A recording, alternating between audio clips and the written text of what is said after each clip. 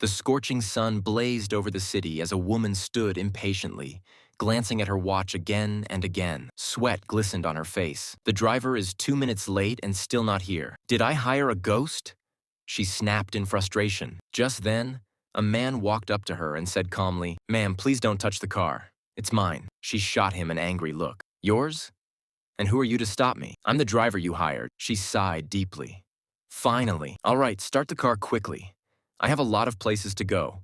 Little time and too much work." The driver quietly got in, started the engine, and drove off. Throughout the ride, the woman was on the phone, giving orders and mumbling to herself, "Drive carefully, but fast. I can't afford delays. If you get me there on time, I'll pay you double." The driver simply replied, "Yes, ma'am," and pressed the accelerator. After a while, the driver's phone rang. He glanced at it. "Hello, sweetheart. I'm at work. I'll talk to you later, okay?" The woman immediately snapped. "Using a phone while driving is strictly forbidden." He smiled gently. "That was my daughter, my whole world. You can fire me if you wish, but if she calls again, I'll still pick up." Silence filled the car. For the first time, the woman really looked at him. A simple face, yet his eyes held an odd calmness.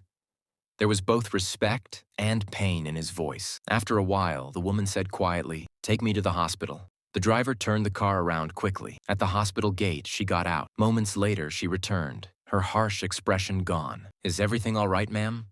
he asked softly. Tears rolled down her cheeks.